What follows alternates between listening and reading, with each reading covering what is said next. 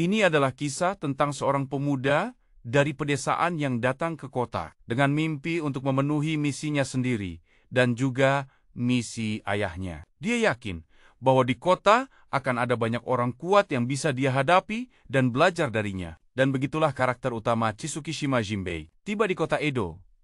Dia begitu takjub dengan pemandangan di kota ini dan berencana pergi ke tempat bernama Mushibugyo. Tetapi dia tidak tahu jalan ke sana. Dia tersesat dan mendapati bahwa orang-orang di sini terlalu cuek untuk memberinya petunjuk. Untungnya, dia dibantu oleh seorang gadis yang membawanya pulang untuk makan. Dia memperkenalkan dirinya dan berkata bahwa hari ini dia akan bekerja di Mushibugyo. Gadis itu memperkenalkan diri sebagai Oharu dan berkata, dia tinggal serta bekerja di kedai ini bersama kakeknya. Orang tuanya meninggal lebih awal, tapi dia merasa kehilangan kerabat. Di Edo adalah hal yang biasa. Dia kemudian memberi Jinbei petunjuk arah. Alasan dia ingin bergabung dengan Mushibugyo adalah karena ayahnya yang seharusnya pergi. Tetapi ayahnya tidak bisa lahi berjalan dengan baik. Jadi Jinbei harus pergi sebagai gantinya. Oharu berpikir Jinbei cukup luar biasa. Dia kemudian menceritakan sejarah Mushibugyo, bahwa 10 tahun yang lalu, sebuah kotak saran didirikan untuk membantu rakyat lebih dekat dengan pemerintah. Semua orang di sini ingin mendirikan tim penegak hukum Mushibugyo ini, dan Oharu sendiri telah mengirim banyak surat memintanya, karena orang-orang ingin seseorang melindungi mereka dari serangga. Ketika Jinbei bertanya-tanya tentang serangga, tiba-tiba seorang penduduk di dekatnya diserang oleh serangga. Dia meninggalkan barang bawaannya dan berlari untuk menyelamatkan orang itu. Dia menemukan mayat di gang, dan seekor laba-laba raksasa sedang memakan seorang penduduk. Dia bergegas menyerang, tetapi terpental. Orang-orang dari Mushibugyo tiba dan laba-laba itu pergi. Pria itu memperkenalkan dirinya sebagai Kotori, dan mengatakan dia adalah kepala Mushibugyo. Jinbei berkata dia datang untuk menerima perintah menggantikan ayahnya, karena ayahnya kehilangan kaki kirinya gara-gara dia. Dulu, putra seorang pejabat distrik diserang oleh laba-laba raksasa dan Jinbei tidak bisa melindunginya. Ketika ayahnya datang untuk menanganinya, putra pejabat itu sudah mengompol. Dan untuk melindungi kehormatan putranya, pejabat itu menuntut Jinbei bertanggung jawab. Ayahnya melumpuhkan kakinya sendiri untuk membayar utang putranya, dan kehilangan kesempatannya untuk promosi. Tiba-tiba seseorang datang melaporkan bahwa Oharu telah ditangkap oleh laba-laba, jadi Jinbei bergegas menyelamatkannya. Dia tiba tepat saat Oharu akan dimakan. Jinbei menerjang masuk, memotong kaki laba-laba itu, dan menghindari jaringnya. Namun, ini adalah sarang laba-laba dan sisa-sisanya muncul. Tetapi pada saat ini, orang-orang Mushibugyo tiba. Seorang gadis menyerbu masuk sambil melempar bom, dan Kotori memperkenalkannya sebagai Hibachi, keturunan klan ninja yang ahli dalam bahan peledak. Orang kedua adalah Shungiku, yang dikenal sebagai seorang kriminal. Yang ketiga adalah Tenma, seorang onmyoji muda. Kotori ingin Jinbei menyerahkannya pada para ahli,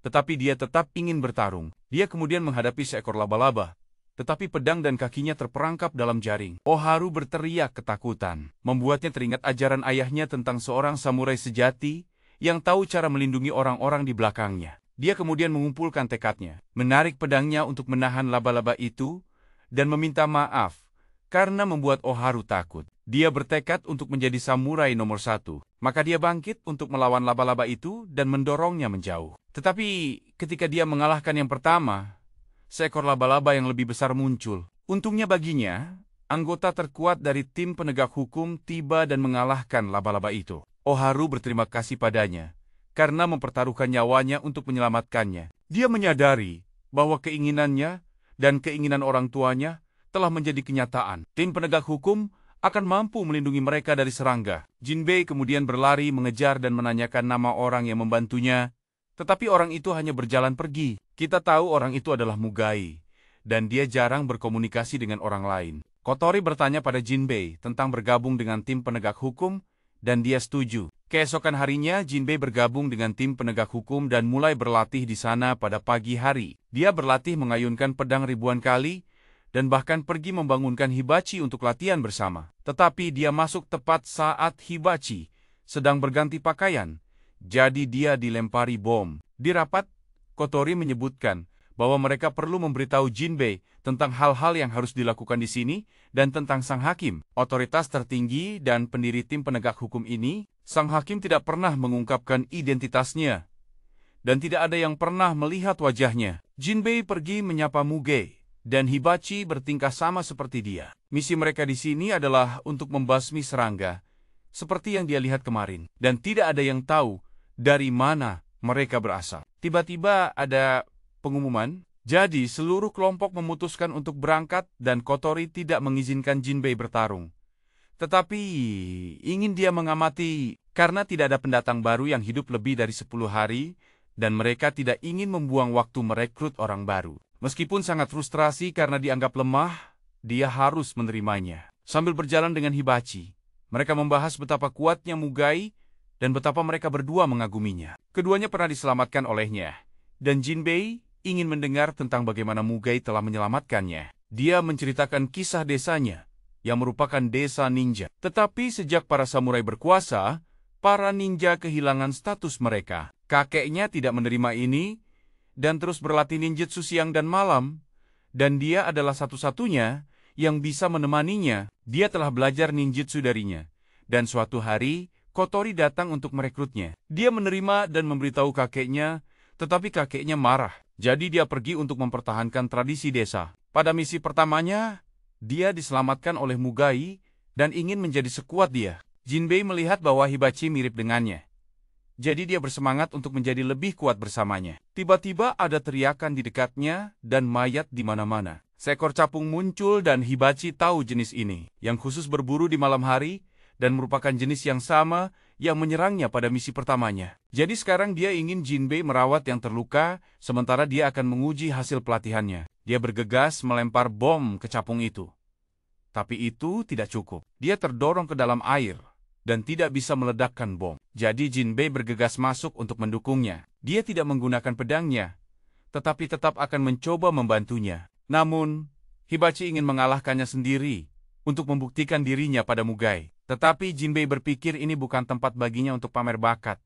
Jadi Hibachi setuju untuk bekerja sama. Jinbei kemudian menggunakan pedangnya untuk melontarkan capung itu ke atas agar Hibachi bisa menanganinya. Dia berhasil memotongnya menjadi beberapa bagian dan kembali dengan kemenangan. Jimalong hari Jinbei menyiapkan air panas untuknya mandi. Dan dia ingat bahwa dia telah menyembunyikan dari Kotori bahwa Jinbei telah menggunakan pedangnya. Karena dia tidak menghunusnya, hal itu untuk sementara diterima. Dia bertanya tentang tekniknya dan mempelajari namanya. Dia cukup terkejut, jadi dia melompat dan tanpa sengaja mengintip, yang membuatnya kena beberapa bom lagi keesokan paginya. Jinbei terus berlatih ilmu pedang dan mencoba memotong batu ini. Tetapi tidak peduli bagaimana dia menebas, itu sia-sia. Namun, Shungiku lewat dan wajahnya menabrak batu. Jadi dia dengan kejam memotong batu dan barang-barang Hibachi menjadi berkeping-keping. Tapi Jinbei mengagumi bagaimana dia bisa dengan mudah memotong batu dengan pedang yang terkelupas itu. Dia menerimanya sebagai gurunya dan mengikutinya sepanjang hari. Tetapi orang-orang mencemooh dan membencinya hanya karena dia seorang kriminal. Dia ingin Jinbei menjauh atau dia juga akan dibenci, tapi Jinbei tidak peduli. Mereka pergi berpatroli dan mengetahui tentang perampokan baru-baru ini di rumah-rumah orang kaya. Pelakunya selalu meninggalkan lubang dengan potongan tajam di dinding. Shungiku bercanda bahwa dia yang melakukannya, tetapi dia tidak pernah merampok, meskipun dia pernah membunuh. Di malam hari mereka selesai berpatroli, dan Shungiku pergi minum, sementara Jinbei pergi ke kedai Oharu untuk makan malam. Baik Oharu maupun kakeknya sangat ramah terhadap Jinbei, dan sang kakek memperhatikan bahwa cucunya sepertinya telah jatuh cinta. Tiba-tiba seseorang melaporkan perampokan. Jadi Jinbei berlari untuk melihat dan menemukan Shungiku di tempat kejadian dengan pedang berdarah. Dia ditangkap dan dibawa ke penjara. Dan Jinbei ingin mencari cara untuk membuktikan bahwa Shungiku tidak bersalah. Tetapi kecuali dia punya alasan yang kuat, dia tidak akan pernah dibebaskan. Dia kemudian kembali untuk meminta bantuan Kotori. Tetapi Kotori tidak bisa melakukannya, karena mereka akan dianggap menyalahgunakan kekuasaan oleh rakyat. Marah, Jinbei berlari untuk menggergaji jeruji penjara untuk menyelamatkan Shungiku. Shungiku ingin dia berhenti melakukan hal-hal bodoh. Tetapi ketika dia mendengar bahwa Jinbei memilih untuk mempercayainya, dia mengambil gergaji itu dan memotong jeruji untuk melarikan diri. Mereka dengan cepat diburu, sementara Kotori pergi mencari sang hakim dan memberitahunya tentang latar belakang Shungiku. Dia adalah putra seorang pemimpin geng terkenal, tetapi dia tidak bisa membunuh orang seperti yang diperintahkan ayahnya. Jadi dia diremehkan oleh ayahnya. Tetapi ibunya baik hati. Jadi sepertinya dia mewarisi kepribadian ibunya, dan dia telah berjanji pada ibunya bahwa dia tidak akan pernah membunuh. Namun, suatu hari, ketika dia kembali ke rumah, dia menemukan ibunya terluka parah dan ayahnya ada di sisinya. Mengira ayahnya telah menyakiti ibunya, dia mengamuk dan membantai seluruh geng. Sejak saat itu, dia memutuskan untuk menghabisi siapapun yang berani menghalanginya. Dia telah membunuh total 99 orang dan disebut pembantai 99 orang. Para pejabat mengepung mereka berdua dan Jinbei berdiri untuk menjelaskan tentang Shungiku. Tetapi pada saat ini, serangga muncul. Kali ini belalang sembah, dan mereka memotong pedang Jinbei menjadi dua hanya dengan satu tebasan. Shungiku meminta Jinbei untuk mengevakuasi warga sipil. Dia dan para pejabat membantu orang-orang mengungsi sementara Shungiku menangani belalang sembah sendirian. Namun, para pejabat masih mengambil kesempatan untuk menyerangnya secara diam-diam. Pada saat ini, Mugai bertemu dengan seorang mantan rekan setimnya. Sebelumnya, dia adalah anggota kelompok pemburu serangga atau mushikari, tetapi telah meninggalkannya. Shungiku terluka parah setelah serangan diam-diam tadi. Dia akan membunuh kedua pejabat ini, tetapi Jinbei datang untuk menahan serangan itu untuk mereka. Dia masih angkat bicara untuk menjelaskan tentang Shungiku. Sebenarnya, bertahun-tahun yang lalu, Shungiku telah salah paham. Ayahnya, Kotori, telah memberitahunya bahwa kelompok pemburu seranggalah yang telah membunuh ibunya. Meskipun begitu, para pejabat masih membencinya karena membunuh rekan-rekan mereka. Jinbei tetap memilih untuk percaya pada dirinya yang sekarang. Mereka kemudian berpisah untuk menangani satu serangga masing-masing. Shungiku dengan mudah memotong satu serangga menjadi berkeping-keping. Sementara Jinbei berhasil menggunakan pedangnya yang tumpul untuk menahan serangan dari belalang sembah dan membiarkan Shungiku menghabisinya. Mereka menjatuhkan setumpuk emas, dan sepertinya merekalah yang menyebabkan perampokan baru-baru ini. Dia kemudian menjelaskan alasan dia berada di tempat kejadian sebelumnya adalah karena dia tidak sengaja menginjak ekor anjing saat mabuk, dikejar ke sana, dan mengambil pedang berdarah. Dia tahu itu sulit dipercaya, tetapi Jinbei tetap mempercayainya. Jadi dia mengajaknya minum. Jinbei ingin menjadi seorang samurai seperti dia, tetapi Shungiku masih melihat dirinya hanya sebagai seorang pembunuh. Tidak lama setelah itu, kota diserang oleh serangga raksasa. Dan Hibachi serta Shungiku terus berdebat tentang siapa yang berhak menanganinya. Perdebatan mereka hanya memberi serangga itu lebih banyak waktu untuk membuat kekacauan. Jadi Tenma harus memanggil dua roh dewa untuk menanganinya dan menciptakan kesempatan bagi Jinbei untuk menghabisinya. Mereka berhasil menghilangkan ancaman itu, dan Tenma menerima banyak pujian. Ini membuat Tenma meremehkan dua lainnya, yang sepertinya membuat mereka marah. Jinbei ingin membela mereka, tetapi malah dipukul secara tidak adil. Di malam hari, Jinbei terus berlatih. Yang lain punya urusan pribadi masing-masing. Hanya Tenma yang tampak autis, hanya makan malam, dan berbicara dengan boneka kertas orang tuanya. Karena dia hanya memiliki dua sosok kertas ini sebagai teman. Tenma melihat usaha sehari-hari sebagai tujuan yang harus diperjuangkan. Tiba-tiba Tenma melihat seekor kelabang dan berteriak keras, membuat Jinbei datang memeriksa. Awalnya Jinbei mengira Tenma takut pada hantu di buku. Tetapi setelah menanyakan segalanya, dia menyadari Tenma bereaksi terhadap kelabang dan mengetahui bahwa anak itu takut pada serangga bertubuh panjang. Ketika dia masih kecil, Tenma telah menyaksikan seluruh pohon jeruk dimakan oleh ulat tanpa satupun buah yang tersisa. Tenma tidak berani memberitahukan hal ini kepada siapapun, meskipun dia tahu itu akan mempengaruhi pekerjaannya. Anak itu ingin mengatasinya sendiri. Itulah jalan untuk menjadi onmyoji sejati dan membuat orang tuanya bangga. Jinbei mengagumi Tenma dan berjanji untuk menjaga rahasianya. Tetapi sayangnya dua pembuat onar di luar telah mendengar dan meramalkan bahwa masa depan tidak akan damai sama sekali. Keesokan paginya, Jinbei datang memanggil Tenma untuk berlatih. Untuk mengatasi ketakutannya, mereka menyelinap di belakang gudang karena lebih sedikit orang yang datang ke sana. Jinbei menggunakan cacing dan berdiri dari jauh, lalu perlahan mendekat untuk menguji Tenma. Dari kejauhan, dia tidak takut. Tetapi ketika dekat, anak itu sangat takut, sampai dia bersembunyi di bawah rumah. Tiba-tiba dua pembuat onar itu datang dan berpura-pura tidak tahu apa-apa. Mereka memberi Tenma sebuah kantong, dan ketika dia membukanya, kantong itu penuh dengan kelabang. Tenma mengira Jinbei telah mengkhianatinya dengan memberitahu kedua orang itu dan lari. Jinbei sangat kesal, Tetapi dia tidak punya wewenang untuk mengancam dua lainnya. Namun, mendengar Jinbei berbicara langsung kepada mereka dan kemudian berlari mencari Tenma, membuat mereka merasa sedikit bersalah. Tenma kemudian bertemu dengan seorang anak laki-laki yang dia temui di pertempuran sebelumnya. Anak itu sangat mengagumi Tenma dan bahkan menggambar dua boneka kertas untuk dilihat Tenma. Jinbei merasa lebih tenang ketika Oharu tiba-tiba berlari untuk melaporkan bahwa serangga datang. Dua lainnya sudah pergi bertempur dan Jinbei serta Tenma tiba kemudian. Tenma terkejut ketika musuh kali ini adalah kelabang raksasa. Semua orang mengerti situasi Tenma dan menyuruhnya untuk mundur dan tidak memaksakan diri. Tenma masih ingin membantu, jadi dia memanggil dua roh dewa untuk menyerang. Tetapi ketakutannya membuatnya lemah dan dia menjadi penghalang. Tenma kemudian harus menyemangati dirinya sendiri dan memutuskan untuk maju dan menggunakan roh dewa untuk membuat kelabang itu terbang agar semua orang bisa menanganinya. Anak itu kemudian secara bertahap mendapatkan kepercayaan diri untuk mendekat dan memukul kelabang itu. Jinbei mencoba menyemangatinya tetapi disebut pengkhianat oleh Tenma.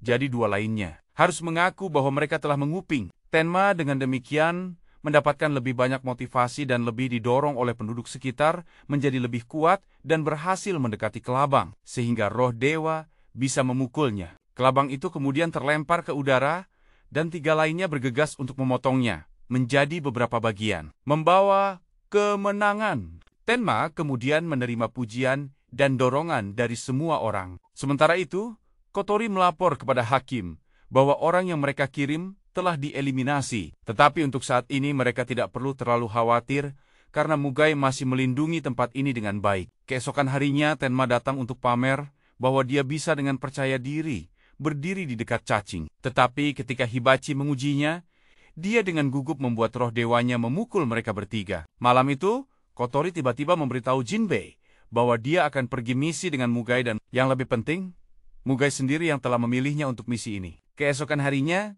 Jinbei dengan bersemangat pergi memberitahu Oharu kabar baik ini. Tetapi tidak sengaja tersandung dan jatuh menimpanya, menyebabkan beberapa paman yang merupakan penggemarnya datang dan memukulinya. Jinbei kemudian membual padanya tentang dipilih oleh Mugai untuk pergi misi bersama dan lagi-lagi tanpa sengaja menyentuhnya, membuat para paman bangkit lagi. Jinbei kemudian pergi untuk mengucapkan selamat tinggal pada Mugai sebelum berangkat. Tetapi Mugai tetap diam seperti biasa. Dia tidak bereaksi, tidak peduli bagaimana Jinbei membungkuk atau berbicara padanya. Kotori juga angkat bicara, tetapi tidak ada yang berubah. Ketika mereka tiba di kediaman menteri untuk misi, Jinbei melihat banyak samurai yang terlihat cukup kuat. Dia kemudian bertemu dengan seorang pelayan bernama Yasusuke yang baru saja jatuh, jadi dia pergi untuk membantu. Setelah memperkenalkan diri, Jinbei kembali ke sisi Mugai untuk bertemu dengan menteri. Meskipun menteri adalah orang yang berwenang, dia tetap menunjukkan rasa hormat kepada Mugai, yang membuat Jinbei semakin mengaguminya. Menteri mengajukan beberapa pertanyaan kepada Jinbei, tetapi wajah Jinbei begitu bersemangat, sehingga pria di sampingnya harus mengingatkannya untuk memperkenalkan diri. Menteri juga menunjukkan rasa hormat kepada anggota tim penegak hukum seperti dia. Tetapi Mugai ingin tahu di mana serangga itu berada. Mereka kemudian dibawa ke ruangan orang-orang yang telah diserang oleh serangga. Mugai mengenali jenis apa itu, dan tiba-tiba ada suara, jadi semua orang bergegas. Begitu mereka sampai di sana, seseorang sedang dihisap oleh serangga. Jadi Jinbei bergegas masuk untuk menanganinya. Dia berjuang cukup keras untuk menghadapinya, karena yang satu ini keras dan cepat. Sekarang aku sadar ini adalah kutu. Jinbei akhirnya menggunakan teknik pamungkasnya dan berhasil mengalahkan kutu itu. Tetapi itu hanya larva. Kutu-kutu lain terus berdatangan. Jadi Mugai bergegas masuk dan menebas mereka hanya dengan beberapa tebasan. Tapi itu tidak seberapa dibandingkan saatnya sang jantan tiba. Mugai yakin dia bisa menanganinya. Tiba-tiba ada teriakan dari dapur. Jadi Jinbei ingin pergi menyelamatkan orang itu. Tetapi Mugai menghentikannya karena dia masih lemah. Namun, Jinbei tidak ingin terlihat tidak berguna. Jadi dia tetap lari. Orang yang dalam kesulitan adalah Yasusuke. Dan kutu betina juga ada di sana. Jinbei bergegas masuk dan memberinya dorongan, membuatnya terpental. Dia bertekad untuk tidak mengecewakan Mugai pada saat ini. Kotori tidak mengerti mengapa Mugai memilih Jinbei untuk ikut. Dan menteri khawatir pada Jinbei karena betina biasanya lebih kuat dari jantan. Tapi Mugai tidak peduli, karena dia tidak butuh rekan satu tim. Dia kemudian bergegas masuk dan membunuh sang jantan dengan satu tebasan. Jinbei masih berjuang dengan yang betina. Dia kemudian bergegas masuk dan melancarkan pukulan ke mulutnya. Tetapi itu tidak cukup merusak. Dia akan melakukannya lagi ketika tentakelnya mulai menyerang balik dan bahkan mengarah ke Yasusuke. Jadi dia bergegas masuk untuk menahan serangan dan ditabrak oleh kutu itu. Dia kemudian terus melawan, tetapi ditusuk oleh salah satu tentakelnya. Mugai kemudian berlari mencarinya dan menemukan pedangnya tertinggal, mengira dia telah mati. Tetapi mendengar suara Yasusuke, dia berlari masuk dan melihat bahwa meskipun Jinbei ditusuk oleh banyak tentakel, dia masih khawatir akan mengecewakannya. Mugai memiliki pandangan yang berbeda tentang Jinbei dan menyuruhnya untuk tidak khawatir, karena dia tidak pernah memiliki harapan padanya. Setelah mengatakan ini, dia menghunus pedang panjangnya dan mengayunkannya sekali untuk menghabisi kutu itu. Sore itu, Jinbei dan Mugai memulai perjalanan pulang, dan Yasusuke mengucapkan terima kasih yang sebesar-besarnya kepada Jinbei setibanya di kota. Jinbei terus bertanya pada Mugai tentang alasan dia dipilih. Awalnya Mugai memilihnya karena dia yang terlemah dan bisa digantikan. Tapi sekarang, dia bilang, dia sudah lupa alasannya. Malam itu, ketika mereka kembali ke kediaman, seseorang telah memanjat tembok dan menyelinap masuk. Jinbei dan Hibachi saat berdebat tentang Mugai secara tidak sengaja bertemu dengan penyusup itu, jadi mereka menangkapnya dan membawanya ke Kotori untuk ditangani. Dia memperkenalkan dirinya sebagai Nagatomi dan mengatakan dia selalu mencari pengetahuan. Dia telah membaca banyak buku dan memperoleh pengetahuan tentang segala sesuatu di dunia. Namun, dia tidak dapat menemukan dokumen apapun yang mencatat pengetahuan tentang serangga dari 10 tahun yang lalu. Nagatomi mengira itu ada di sini dan ingin membacanya. Jadi dia menyelinap masuk untuk membaca secara diam-diam. Tetapi Kotori tidak mengizinkannya, karena tempat itu memiliki akses terbatas. Itu bisa dianggap sebagai lokasi rahasia. Hibachi mencoba melepas topengnya, dan dia cukup tampan. Kotori merasa wajah ini terlihat familiar. Nagatomi kemudian memasang kembali topengnya dan membuat keributan. Kotori harus pergi rapat nanti, jadi dia meninggalkannya dalam pengawasan Jinbei. Nagatomi masih bersikeras untuk pergi membaca. Jadi Hibachi harus membuatnya pingsan, agar lebih mudah bagi Jinbei untuk mengawasinya. Jinbei kemudian membawanya pulang, tetapi dia terbangun di tengah jalan dan menuntut untuk berjalan sendiri. Dalam perjalanan pulang, Nagatomi secara tidak sengaja lewat dan melihat seekor nyamuk menghisap darah seseorang. Tapi dia pikir itu hanya mimpi, bukan kenyataan. Nyamuk itu kemudian terbang ke Nagatomi. Dan pada saat itu, Jinbei berlari. Dia bertarung dengan nyamuk itu, tetapi nyamuk itu terus mengincar Nagatomi. Jadi Jinbei harus menerima pukulan untuknya. Nagatomi sekarang menyadari ini adalah kenyataan, dan setelah lama tidak meninggalkan rumah, dia merasa ini adalah pertama kalinya seseorang menumpahkan darah untuknya. Jinbei ingin Nagatomi menggunakan pengetahuannya untuk menunjukkan cara mengalahkan nyamuk, karena dia sama sekali tidak bisa mengalahkannya. Melihat Jinbei mempercayainya mengingatkannya pada dirinya di masa lalu. Dia adalah putra seorang bangsawan, tetapi tidak menyukai masalah yang berkaitan dengan aktivitas fisik. Jadi dia dianggap tidak kompeten oleh klannya. Kemudian dia menemukan satu set buku di gudang dan menjadi tertarik padanya. Jadi dia tenggelam dalam membaca dan belajar tentang segalanya, meninggalkan dunia yang penuh tipu daya ini. Nagatomi masih belum bisa sepenuhnya memahami kenyataan. Tetapi dia tahu dia akan membantu Jinbei dan tidak akan membiarkan pengetahuan yang diperolehnya menjadi sia-sia. Nagatomi berlari mencari jerami dan mugwort untuk dibakar, karena itu akan memperlambat nyamuk, dan dengan demikian membantu Jinbei berhasil menebas nyamuk sebelum 3 lainnya tiba. Kelompok itu kemudian pergi ke penginapan untuk minum. Ketika semua orang sudah tidur, Nagatomi berencana untuk kembali keesokan harinya untuk berterima kasih kepada Jinbei karena telah menyelamatkan hidupnya. Tetapi dia merasa canggung tentang hal itu. Menyadari bahwa dia memiliki kesempatan untuk menyelinap ke gudang buku, Nagatomi memutuskan untuk melarikan diri. Dia menyelinap masuk dan menggeledah di dalam sambil membuat semuanya berantakan. Dia secara tidak sengaja menemukan sebuah gulungan yang berisi peta Jepang dengan separuhnya dicoret. Kotori tiba-tiba masuk dan dia menyadari identitas asli Nagatomi, bahwa dia adalah shogun generasi berikutnya. Dengan kata lain, dia adalah pemilik hampir seluruh kota. Bagian yang dicoret pada gulungan itu masih dalam penyelidikan. Kotori memotong gulungan itu dan membuat kesepakatan bahwa dia tidak akan mengungkapkan identitas. Nagatomi dengan imbalan Nagatomi tidak mengungkapkan apa yang telah dilihatnya kepada siapapun.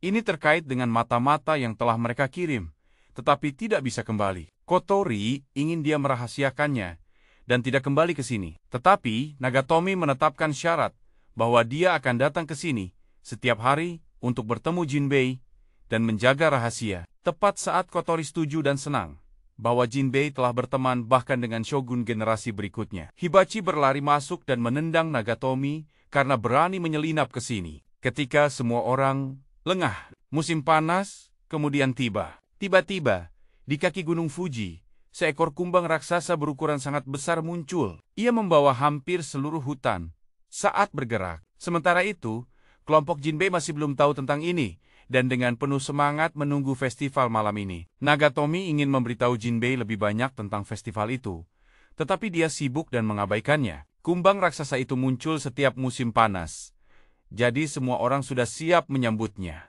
dan orang yang bertanggung jawab menanganinya selalu Mugai.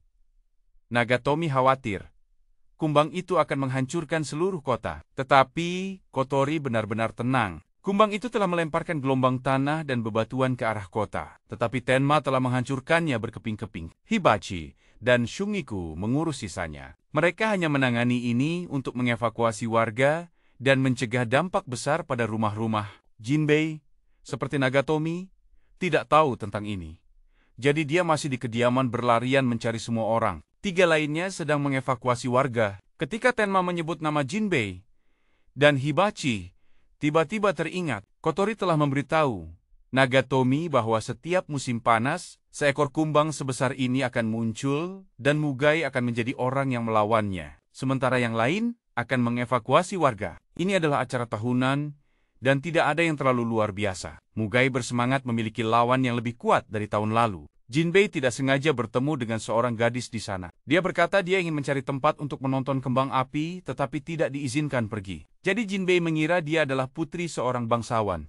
Mugai telah mengikat dan membalikkan kumbang itu, sehingga tidak bisa bergerak lebih jauh. Mendengar suara gemuruh, tetapi tidak tahu apa itu. Jinbei diberitahu oleh gadis itu bahwa orang lain sedang menguji kembang api. Gadis itu kemudian berbalik, dan Jinbei memutuskan untuk mengajaknya mencari tempat untuk menonton kembang api. Hibachi datang untuk memberitahu Kotori bahwa semua orang telah dievakuasi dan dia akan pergi membantu Mugai. Tetapi Nagatomi juga ikut, memaksa Kotori untuk mengikuti, untuk melindungi masa depan shogun. Kembali ke pertempuran, Mugai sedang bertarung dan berencana untuk memotong tanduk kebanggaan kumbang itu. Warga semua berada di gunung, minum, dan menontonnya bertarung. Karena ini terjadi setiap tahun, semua orang sudah terbiasa. Ketika kumbang itu mencoba terbang, Mugai melepaskan pedangnya, mengayunkannya untuk menciptakan perisai, lalu meluncurkannya ke tanduknya dan menariknya kembali.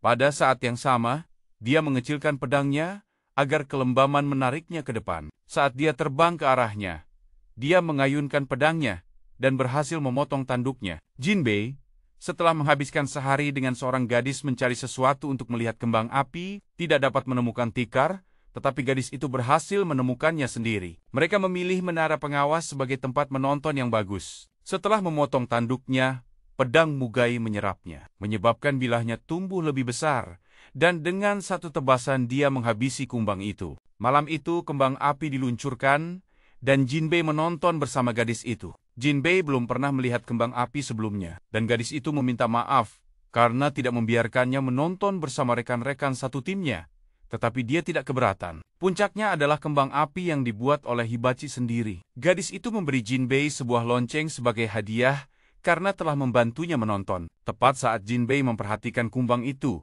dan mengira itu adalah bukit, gadis itu telah menghilang. Malam itu semua pejabat tinggi, seperti Kotori, kembali untuk melapor kepada hakim. Seperti yang diduga, gadis yang ditemui Jinbei sebelumnya adalah hakim itu. Menurut rencana pada saat ini, setiap tahun, hakim akan meninggalkan posisinya untuk sementara waktu, dan kelompok pemburu serangga akan menargetkannya. Selama waktu ini mereka memanggil banyak serangga untuk membuat mereka sibuk. Semua orang kelelahan, tetapi Jinbei masih mencoba tampil energik, meskipun lingkaran matanya gelap. Saat serangga datang lagi, 3 lainnya maju. Sementara Kotori menyuruh Jinbei untuk beristirahat sejenak untuk memulihkan tenaga. Wanita dari kelompok pemburu itu mengincarnya. Saat dia berjalan-jalan, dia bertemu dengan seorang gadis yang jatuh di dekatnya. Dia membantunya dan hendak pergi. Tetapi gadis itu berkata, dia tersesat. Jadi dia harus membawanya. Dia memperkenalkan dirinya sebagai Mitsuki, dan sebenarnya berasal dari kelompok pemburu serangga. Mereka menghabiskan seluruh sesi bersama, dan dia ingin Jinbei menyukainya. Dia merasa Jinbei cukup kekanak-kanakan, jadi akan mudah untuk memancingnya. Dia sengaja memancingnya ke tempat yang jauh dari serangga, dan bahkan menggunakan air mata untuk membujuknya. Tapi di tengah jembatan, melihat Mugai, dia menyebabkan belut seorang paman di dekatnya jatuh ke air, sehingga Jinbei akan melompat turun untuk mengambilnya. Mugai melihat Mitsuki dan tahu apa yang dia lakukan, tetapi dia menasihatinya bahwa dia telah memilih target yang salah. Mereka pergi lagi, dan Mitsuki mulai menanyai Jinbei tentang atasannya. Tepat pada saat itu Jinbei bertemu Oharu lagi, yang membuat Mitsuki marah, karena Jinbei terpikat oleh Oharu bukannya dia. Perbedaan ukuran dada menyebabkan perbedaan nyata dalam perlakuan Jinbei, memaksanya untuk mengubah rencananya. Malam itu, dia menculik Oharu keesokan paginya. Sementara yang lain ingin Jinbei berhasil dalam pekerjaannya, dia melihat kerumunan di dekatnya. Setelah bertanya, dia mengetahui bahwa Oharu telah hilang. Mitsuki mendekat lagi, mengenakan pakaian Oharu. Pemuda itu tetap naif, sampai dia secara langsung menyatakan bahwa dia telah menculik Oharu dan Jinbei harus datang sendirian untuk menyelamatkannya atau serangganya akan melahap Oharu. Dia kemudian memanggil serangga untuk muncul, dan 3 lainnya baru sekarang menyadari bahwa Jinbei telah menghilang. Jinbei tiba di lokasi dan Mitsuki muncul. Dia ingin dia mengungkapkan keberadaan sang hakim, tetapi dia tidak tahu, karena dia hanya seorang rekrutan baru. Dia berjanji untuk kembali dan bertanya pada Kotori. Tetapi Mitsuki mengira dia akan kembali untuk meminta bala bantuan. Jadi dia mendorongnya ke dalam lubang. Saat dia mencoba memanjat, seekor serangga mengejarnya. Dia bertemu Oharu lagi, dan Mitsuki menyadari betapa bodohnya dia mencoba menggunakan seseorang sesederhana dia. Dia kemudian memainkan seruling untuk memerintahkan semut menyerang. Oharu mencoba membantu dengan menendang Mitsuki, tetapi akhirnya jatuh sendiri, dengan Jinbei bergegas menangkapnya. Mitsuki mulai menjatuhkan rumah ke dalam lubang dan menciptakan pasir hisap di bawahnya. Jinbei berpikir untuk menumpuk rumah untuk memanjat. Ketika dia mencapai level Mitsuki, dia masih percaya Mitsuki berhati baik dan pasti diancam oleh seseorang yang menganggapnya sangat bodoh. Dia memanggil semua serangganya kembali. Jinbei berhasil menangani situasi dan melindungi Oharu sampai 3 lainnya, melacak mereka dan menyelamatkan mereka. Mereka berhasil menangani serangga tanpa ada yang tahu mengapa serangga berkumpul di sana. Jinbei dan yang lainnya kemudian kembali. Mitsuki bertemu dengan Mugai dan menyadari bahwa dia memang telah memilih orang yang salah. Tetapi bukan itu yang dimaksud Mugai. Mugai selalu mengatakan hal-hal yang membuat orang lain berpikir. Sementara Mitsuki memutuskan dia tidak akan melupakan Jinbei, kelompok pemburu serangga berangkat tanpa Mitsuki. Mereka pergi ke dermaga untuk menyewa perahu, tetapi orang-orang di sana mengatakan tidak ada apa-apa di pulau yang mereka tuju. Merasa bahwa orang-orang ini tahu sesuatu tentang pulau itu, ketiga penyerang itu menyerang mereka dan dieksekusi. Ketika pihak Kotori mendengar berita itu, mereka mengerahkan semua kekuatan untuk mendukung sang hakim.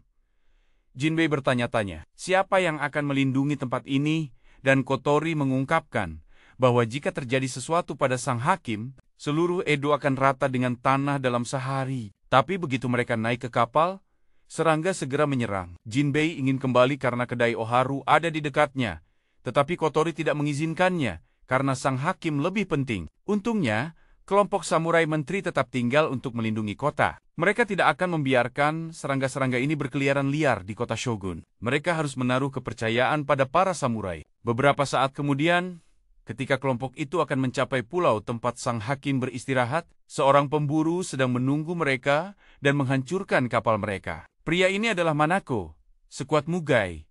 Setelah mendengar dia adalah seorang pemburu, Shungiku bergegas untuk membalas dendam ibunya. Yang lain mencoba mencapai pulau itu, tetapi Manako tidak akan membiarkan siapapun lewat. Hibachi dan Jinbei berhasil melarikan diri menggunakan glider, sehingga mereka untuk sementara dipercayakan dengan misi terpenting di kapal. Rentetan meriam menghantam Manako, melukainya secara signifikan. Shungiku tidak menghabisinya. Ingin mempertahankan gelarnya sebagai pembunuh 99 orang. Jadi dia berlari ke kapal Kotori dan yang lainnya. Kelompok pemburu hampir mencapai sang hakim, tetapi dia menyadarinya dan menggunakan kabut beracun untuk menahan mereka. Mereka telah menyiapkan penawar racun, jadi mereka terus maju. Saat Hibachi dan Jinbei terbang masuk, mereka ditemukan dan glider mereka ditusuk. Jinbei tidak bisa bertahan dan jatuh tepat di tempat sang hakim berada. Tetapi dia hanya mengira dia adalah pelayan hakim. Dia terus menyela. Mencegahnya menjelaskan, jadi dia hanya menerima peran sebagai pelayan. Dia yakin kabut beracun akan bertahan.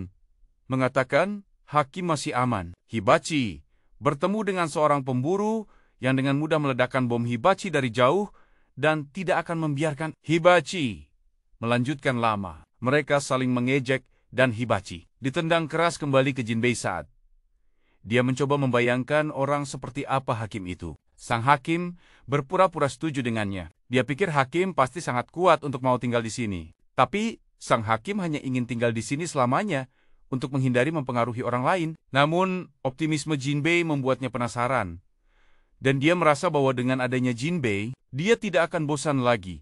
Pada saat yang tepat, pemburu telah menyusup, dan sang hakim telah menggunakan asam untuk menahan serangannya. Dia harus menarik mereka menjauh dari lokasi Jinbei untuk menjaganya tetap aman. Kelompok Kotori juga bertemu dengan satu, tetapi Sungiku melihat bahwa dia bukan orang yang membunuh ibunya. Jadi dia menyerahkannya pada Tenma untuk ditangani. Kembali ke lokasi sang hakim, tidak peduli di mana mereka bertarung, Jinbei tetap mencoba mengikutinya. Para pemburu juga mengabaikan Jinbei dan hanya menargetkan sang hakim. Adapun Sungiku, saat lewat, dia bertemu dengan Mugai yang sedang bertarung dengan salah satu dari mereka. Dia mengungkapkan bahwa Mugai pernah menjadi pemimpin kelompok pemburu, menyebabkan Sungiku curiga bahwa Mugai mungkin telah membunuh ibunya. Mugai hanya menghindar dan menangkis serangan tanpa membalas. Jadi orang lain mengambil kesempatan untuk melarikan diri kembali ke Jinbei. Sang hakim mencurigainya sebagai mata-mata, karena dia selalu mengganggu saat dia melancarkan serangan. Terlebih lagi, para pemburu bahkan tidak peduli padanya. Tapi dia salah, karena Jinbei terlalu lemah untuk dianggap penting. Jinbei juga telah berdiri untuk menahan serangan untuknya, karena dia ingin dia memberitahu sang hakim untuk melarikan diri. Tetapi Jinbei tidak bisa menghadapi mereka semua sendirian, jadi dia dipukuli dengan parah dan pingsan. Di sisi Mugai, dia telah membuktikan dirinya dengan berdiri diam agar Sungiku bisa menyerang tanpa perlawanan. Sungiku ingin mendengar seluruh ceritanya dengan jelas. Jadi Mugai berkata, mereka akan menanganinya. Kemudian, bertemu dengan sang hakim lagi, dia menyadari bahwa dia salah mencurigai Jinbei. Dia bukan lagi manusia, karena sifat beracunnya akan membunuh siapapun yang menyentuhnya. Itulah mengapa orang-orang takut padanya dan memberinya posisi hakim untuk memanfaatkan kemampuan itu. Dia juga telah menenangkan dirinya dengan mengarang kenyataan. Tapi sekarang dia telah bertemu seseorang seperti Jinbei dan memutuskan untuk melindunginya dengan segala cara. Dia berubah menjadi wujud aslinya, tetapi mereka tahu mereka tidak bisa mengalahkannya. Jadi mereka punya rencana untuk melawan. Mereka menembakkan panah padanya, tetapi dia yakin bisa menahannya dengan baju besi asamnya. Namun, panah ini memiliki panah lain di dalamnya, dan itu menembus panah itu, menyegel kekuatannya, dan mereka mengatakan itu terbuat dari puluhan spesies serangga yang berbeda dan ditempa dengan keringat, tulang, dan darah mereka. Dia tahu dia tidak akan selamat, tetapi dia menyadari Jinbei akan bangun. Jadi dia berlari sedikit lebih jauh untuk membuat mereka melupakannya. Tetapi orang yang telah bertarung dengan kelompok Tenma kembali dan menyadari Jinbei masih hidup. Sang hakim ingin mereka mengampuni Jinbei. Melihat bahwa Jinbei penting baginya, mereka semakin ingin membunuhnya. Untungnya, Mugai tiba tepat waktu. Melihat bahwa Jinbei telah dengan sepenuh hati melindungi sang hakim. Dia memujinya karena telah melakukannya dengan sangat baik. Mugai telah bergegas masuk dan sendirian melawan seluruh kelompok. Ketika orang-orang yang datang kemudian mencoba menyerang secara diam-diam, kelompok Kotori juga telah tiba, dan Tenma telah menarik sang hakim dan Jinbei keluar dari pertempuran. Sungiku telah bergabung dengan Mugai berharap untuk melenyapkan orang yang telah membunuh ibunya. Dan pria bertopeng inilah yang mengaku bahwa dialah yang melakukannya. Sungiku merasa dia akan memiliki korban ke-100, jadi dia bersiap untuk mengganti julukannya. Mugai tidak bisa menahan mereka semua, dan hanya bisa menahan 3 dari mereka. Jadi sisanya mengejar kelompok Kotori. Pedang Sungiku patah setelah 1 tebasan. Jadi dia berhenti untuk minum seteguk alkohol sebelum melanjutkan. Dia menggunakan 3 pedang, tetapi memegang 2 di satu tangan, alih-alih meletakkan 1 di mulutnya, seperti seorang pria berambut hijau yang sering tersesat. Ilmu pedangnya mematahkan senjata pria ini, dan kemudian memberikan pukulan terakhir untuk menghabisinya. Dan sekarang, dia adalah pembunuh ke-100. Kembali ke kelompok Kotori. Sang hakim berpikir dia melakukannya dengan sangat baik dalam mengirim Jinbei barusan. Salah satu dari mereka melompat keluar dan menghancurkan tanah, menyebabkan area itu hancur. Pria ini dan Kotori keduanya jatuh dari gunung. Sang hakim dan Jinbei juga terpisah dari 2 lainnya, jadi dia membawa Jinbei menjauh dari area berbahaya ini. Namun, dia tidak menyadari bahwa Jinbei sedang mengalami fenomena yang sangat aneh. Setelah berjalan agak jauh, sang hakim dikejar oleh 1 orang lahi yang menurut pemimpin saat ini adalah yang paling setia pada misi. Dia akan melancarkan serangan fatal ketika Jinbei berdiri untuk menyelamatkannya. Namun, sekarang Jinbei tampaknya membangkitkan kekuatan latennya. Kecepatan dan kekuatan fisiknya meningkat secara dramatis. Dia pergi mengambil pedang tanpa memperhatikan orang lain ketika dia menembakkan api dari pedangnya. Jinbei dengan cepat berputar ke belakang dan membunuhnya dengan 1 tebasan. Kelompok pemburu melihat bahwa keadaan tidak baik. Jadi pemimpin mengirim seseorang untuk mendukung pihak lain. Dan sekarang, pemimpin saat ini dan mantan pemimpin kelompok pemburu akan memiliki kesempatan untuk saling berhadapan. Jinbei menyadari masih banyak musuh di sekitar. Jadi dia berangkat dan meninggalkan sang hakim di sana. Kotori masih belum bisa naik karena harus menghadapi pria ini. Tenma hampir dikalahkan karena bonekanya telah ditembak berkeping-keping. Untungnya, Shungiku tiba dan menangani pria ini dengan baik. Tetapi 2 anak buah yang dikirim oleh pemimpin juga datang untuk menyergap mereka bertiga. Pria lain yang belum mati bangun dan mengarahkan senjatanya ke mereka bertiga. Dia menembakkan seluruh magasin, tetapi Jinbei melangkah masuk untuk menangkap semua peluru. Namun, setelah itu dia berbalik untuk menyerang rekan-rekannya. Tetapi dia masih memprioritaskan musuh terlebih dahulu. Kuncir kudanya berubah menjadi tangan dan meraih ketiga orang itu. Dia membanting mereka dengan keras, dan ekor itu mulai menembakkan duri ke segala arah. Sang hakim mencoba untuk menghubunginya, untuk menghentikannya, tetapi ditangkap oleh seorang pria yang mengambil kesempatan untuk melenyapkannya. Tetapi suara loncengnya membangunkan Jinbei. Dia bergegas menyerang pria itu, dan kembali ke keadaan normalnya, tetapi setelah itu dia kelelahan dan tertidur. Pemimpin melihat bahwa situasinya tidak baik. Jadi, dia memanggil sisa kelompok untuk mundur. Sang hakim melihat rambutnya di mulut Jinbei. Jadi dia curiga bahwa dia mungkin terkait dengan kebangkitan dan kehilangan kendalinya. Ketika yang lain kembali dan melihat Jinbei berbaring di pangkuan sang hakim, mereka pikir dia agak tidak sopan. Hibachi akan memberinya pelajaran, tetapi sang hakim menghentikannya. Para pemburu kemudian pergi mencari musuh yang tersisa. Orang yang melawan Kotori terluka parah, dan nasibnya tidak diketahui. Kotori tidak terluka sama sekali, jadi kita bisa melihat bahwa meskipun kita tidak tahu bagaimana dia bertarung, kita tahu dia tidak lemah sama sekali. Kalau tidak, dia tidak akan menjadi kapten tim penegak hukum. Seluruh kelompok Mushibugyo telah menyelesaikan misi mereka dan memutuskan untuk kembali. Tetapi kekuatan yang lebih besar juga telah muncul, dan mereka masih mengincar sang hakim. Mereka memanggilnya putri dan berkata, mereka akan datang menjemputnya ketika tuan mereka bangun. Dan ketika itu terjadi, dia sendiri, Sanada, akan secara pribadi membawanya pergi. Sekembalinya, semua orang menyadari bahwa seluruh kota Edo dilalap api. Kelompok samurai tidak bisa mengalahkan semua serangga dan banyak prajurit terluka. Nagatomi juga ingin menggunakan pengetahuannya untuk membantu, tetapi selalu dicegah. Oharu ditangkap oleh serangga saat melindungi anak-anak. Untungnya, Jinbei sekali lagi tiba tepat waktu. Ayah Jinbei juga telah turun dari gunung, dan dengan hanya 1 kaki, dia telah mengalahkan segunung serangga. Bertemu dengan ayahnya, Lahi, dia mengajari Jinbei pelajaran lain, bahwa dia harus selalu siap bertarung dan tidak lengah dalam situasi apapun. Dia memeriksa teknik putranya, dan malam itu semua orang mengadakan pesta untuk merayakan kemenangan. Jinbei tidak ingat apa yang terjadi di pulau itu, tetapi tidak ada yang diizinkan untuk memberitahu karena Kotori berkata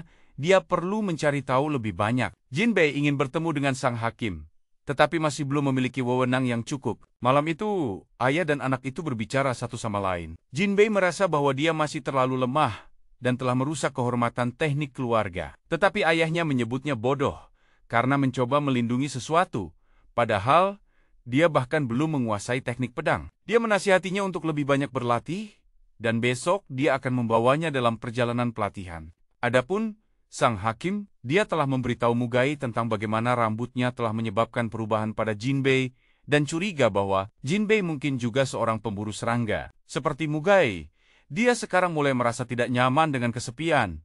Jadi dia menyelinap keluar untuk mencari Jinbei. Dia melihatnya berlatih dan hendak berlari keluar. Tetapi ketika dia melihatnya berbicara dengan Oharu, dia bersembunyi. Dia memutuskan dia harus menjadi lebih kuat untuk melindungi sang hakim dan kota ini. Kemudian keesokan harinya, Jinbei berangkat untuk berlatih. Ayah dan anak telah mengatasi kesulitan yang tak terhitung jumlahnya untuk mendaki Gunung Fuji. Dan dia memutuskan untuk mengajarinya teknik yang dia ciptakan ketika dia masih muda. Tetapi putranya terus menyela. Jadi dia memukulnya sekali, karena Kotori hanya memberinya 3 hari untuk berlatih. Dia mengajari Jinbei teknik pamungkas pertama, yaitu menggunakan pedang, tetapi memukul ke bawah seperti palu. Dia kemudian menyebabkan Gunung Fuji berada di ambang letusan dan memberi putranya 3 hari untuk mempelajari teknik itu, dan menyerang posisi ini untuk menghentikannya, sebelum kota di bawah gunung terbakar habis. Butuh waktu 5 tahun baginya untuk belajar. Jadi dia berharap putranya bisa mempelajarinya dalam 3 hari. Tetapi setelah seharian berlatih, Jinbei hanya bisa memotong batu, tetapi tidak bisa melakukan pukulan palu seperti ayahnya. Pada malam hari kedua, sang ayah melihat bahwa dia memang mewarisi ketangkasan istrinya. Dia memutuskan untuk menyanyikan lagu pengantar tidur untuk membantunya tidur. Pada pagi hari terakhir, begitu Jinbei bangun, lahar telah mencapai kaki gunung. Ayahnya berkata ini adalah kesempatan terakhirnya. Dia fokus dan bersiap menghadapi tantangan ini. Dia membelah lahar ke kedua sisi dan berlari ke tengah gunung, lalu melancarkan pukulan palu. Lahar kemudian perlahan mengalir ke bawah. Setelah itu, ayahnya mendemonstrasikan keterampilan berikutnya, pusaran lahar. Ini akan menjadi keterampilan berikutnya yang harus dia pelajari. Tetapi sekarang waktunya habis. Jadi, dia berjanji untuk mencoba mempelajari teknik itu. Sang hakim sekarang ingat apa yang dikatakan Jinbei, bahwa status mereka masih terlalu jauh.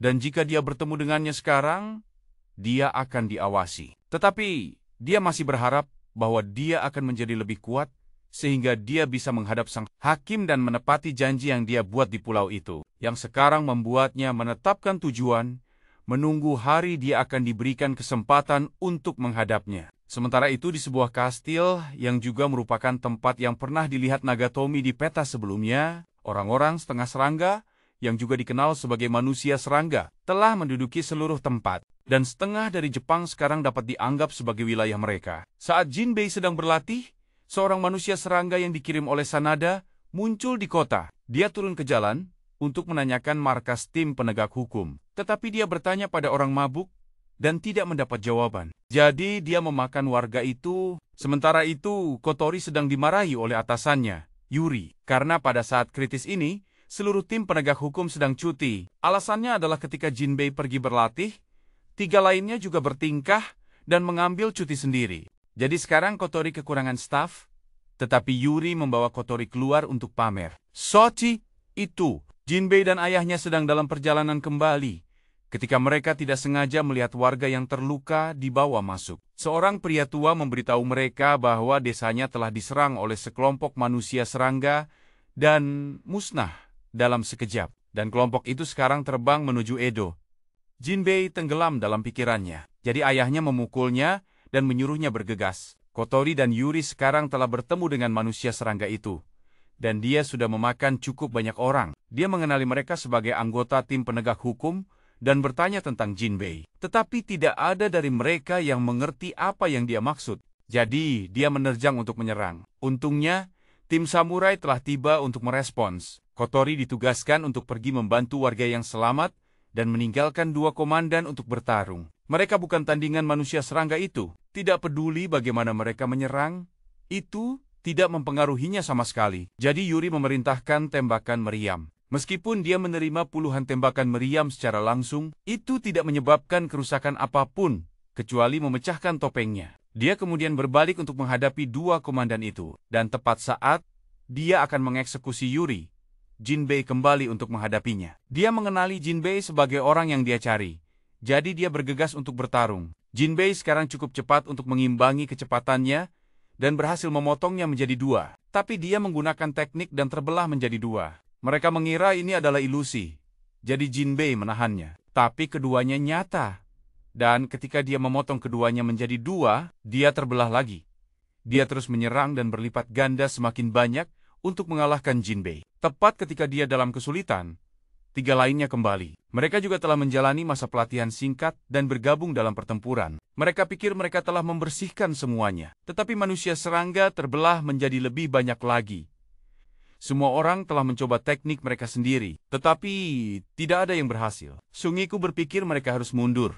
Tetapi jika mereka mundur sekarang, warga akan dalam bahaya. Tiba-tiba mereka menemukan bahwa beberapa tidak bisa hidup kembali dan titik kesamaan dari mereka adalah bahwa mereka semua dipukul keras di kepala. Mengetahui kelemahannya, Jinbei dengan cepat menyusun rencana. Dia menyuruh semua orang untuk menjauh dan serangga berkumpul di sekelilingnya. Jinbei menggunakan teknik yang dia pelajari dan menghancurkan mereka semua dengan satu pukulan. Semua orang terkejut bahwa hanya dalam waktu 3 hari, Jinbei telah menjadi sekuat ini. Setelah pertempuran, Kotori melihat bahwa apa yang dia khawatirkan telah menjadi kenyataan. Manusia, serangga benar-benar datang ke Edo, di desa terdekat. Serangga telah tiba dan mulai membantai orang-orang di sana. Manusia serangga paling elit, yang disebut 10 juara serangga, atau Jucu, semuanya hadir di sini dan membantai penduduk desa hingga menjadi gunungan, menyisakan satu untuk menggiling mayat. Sebuah pertemuan kemudian harus diselenggarakan di antara para pejabat tinggi. Semua orang khawatir tentang manusia serangga yang menyapu Edo. Tetapi Shogun percaya bahwa sang hakim akan mampu menanganinya. Shogun masih harus merahasiakan dari para menteri bahwa kekuatan sang hakim disegel untuk mencegah mereka panik. Tetapi sang hakim juga siap mengorbankan nyawanya untuk mengakhiri mereka karena mereka muncul karenanya. Nagatomi membuat keributan di luar karena dia ingin mendengar apa yang sedang dibahas di dalam. Untuk memberitahu Jinbei, mendengar nama Jinbei, sang hakim memerintahkan untuk bertemu dengannya. Keduanya pergi ke perpustakaan Nagatomi, yang penuh dengan gambar Jinbei. Awalnya dia tidak mempercayai sang hakim dan curiga. Dia ingin mencuri pengetahuannya. Tetapi ketika dia mendengar sang hakim mengatakan, dia mengenal Jinbei, dia setuju untuk bersekutu dengannya. Keduanya tahu yang lain menyembunyikan identitas asli mereka. Untuk mendekati Jinbei, Nagatomi kemudian menyuruh sang hakim untuk mengikutinya. Mereka kemudian pergi mengamati Jinbei melalui teleskop. Jinbei sekarang sedang ditekan oleh 2 melon Oharu. Jinbei bertanya kepada 3 lainnya tentang hari libur mereka. Hibachi kembali ke desa untuk berlatih. Shungiku sedikit bosan, jadi dia pergi bertarung dengan perampok. Dan Tenma punya rahasia. Ayah Jinbei kemudian muncul dan berpikir Oharu sangat cocok untuk putranya. Jadi, dia menyarankan pernikahan. Hibachi dan sang hakim keduanya gemetar karena marah ketika mendengar ini. Dia teringat istrinya karena ketika mereka pertama kali bertemu juga di kota ini. Jinbei ingin mendengar lebih banyak tentang ibunya karena dia telah meninggal lebih awal ketika dia masih muda. Ketika dia pertama kali datang ke Edo, dia bertemu dengan ibu Jinbei. Mereka berdua saling memandang sebagai lawan yang sepadan, sehingga mereka memutuskan untuk berduel dan kemudian menjadi lebih dekat, yang mengarah pada Jinbei akhir cerita. Tetapi semua orang ingin dia menceritakan lebih banyak detail. Jadi dia melanjutkan. Mereka bertarung tanpa lelah dari satu tempat ke tempat lain. Kota juga cukup rusak hanya karena pertempuran mereka.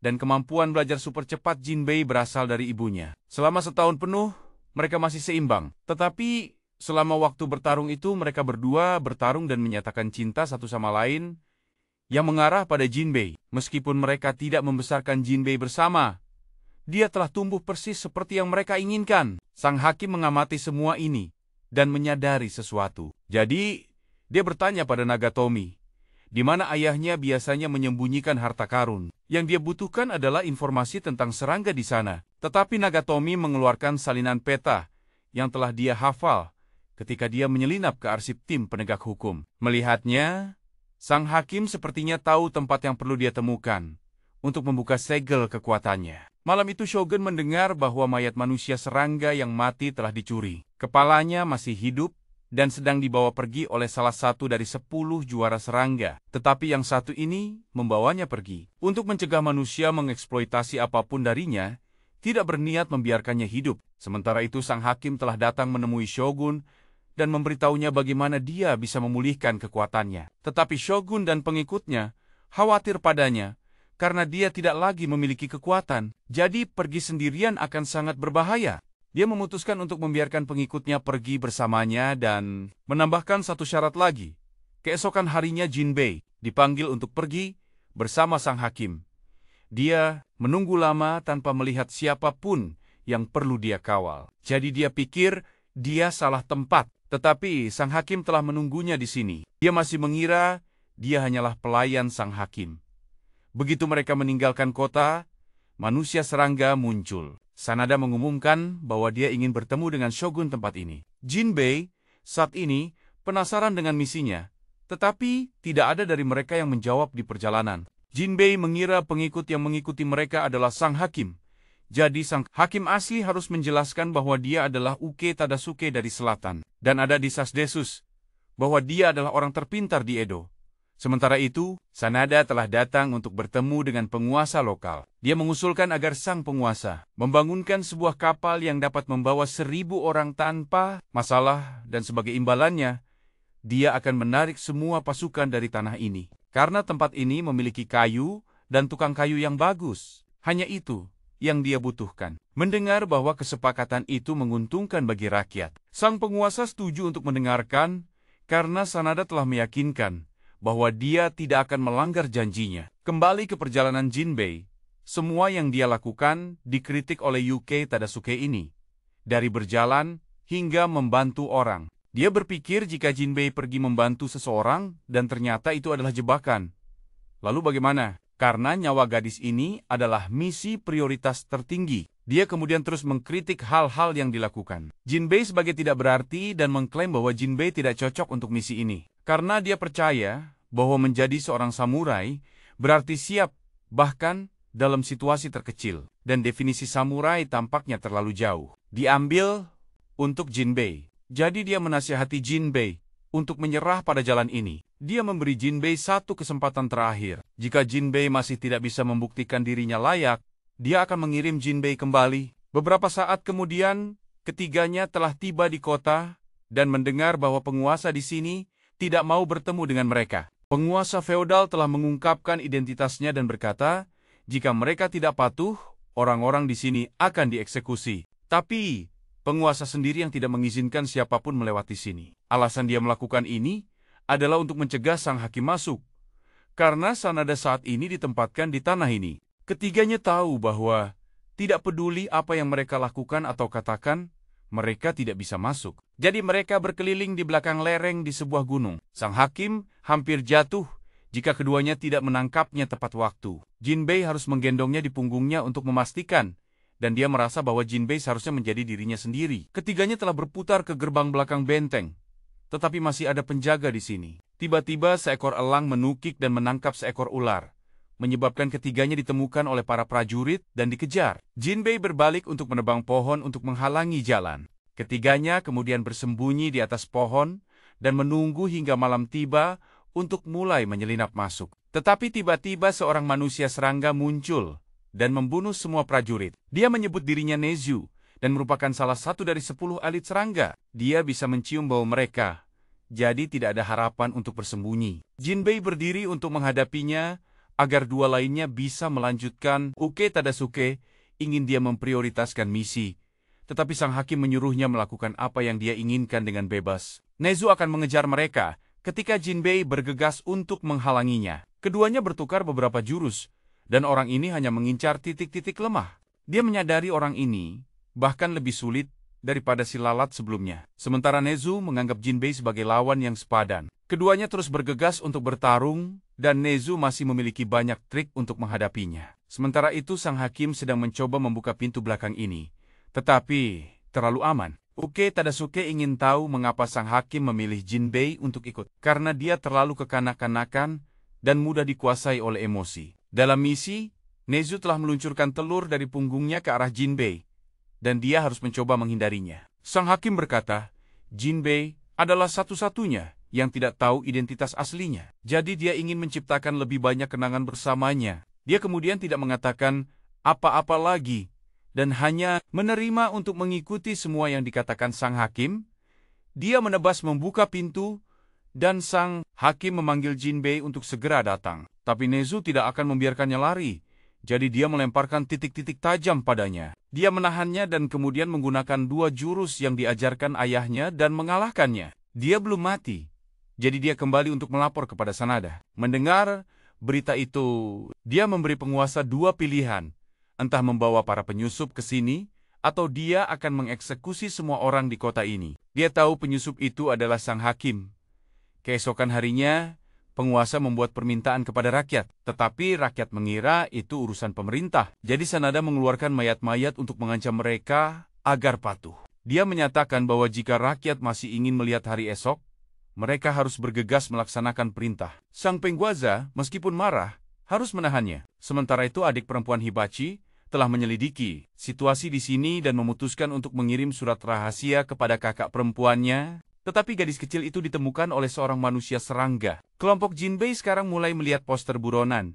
Jadi mereka harus mencoba menyamar untuk bergerak. Tetapi sifat baik Jinbei muncul kembali pada waktu yang salah ketika dia melihat seorang wanita tua terluka dan pergi untuk membantunya, hanya untuk diancam dengan pisau. Wanita tua itu memanggil semua orang, jadi Jinbei harus melarikan diri. Untuk memancing mereka sejauh mungkin, dia bersembunyi di sebuah gang, tetapi ditikam di tangan oleh seorang anak laki-laki. Dia tidak ingin menyakiti penduduk desa, jadi dia mencoba melarikan diri. Tetapi sekelompok bandit datang dan mereka juga ingin memburu kelompok Jinbei. Mereka akan mengabaikan anak di tengah jalan dan menyerbu masuk. Jadi sang hakim menyelamatkan anak itu, dan kemudian Uke Tadasuke harus keluar untuk menyelamatkan sang hakim.